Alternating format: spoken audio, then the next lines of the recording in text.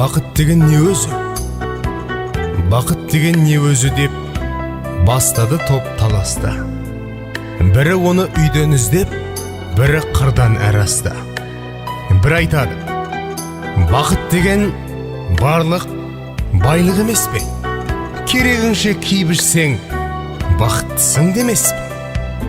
Бір айтады, жоқ, бақыт деген қолың жетпес мансап қой. Жұрттан көрі жүрсең ерек, соның өзі жақсат қой. Бір айтады, бақыт деген жүйрік мініп, той тойлау.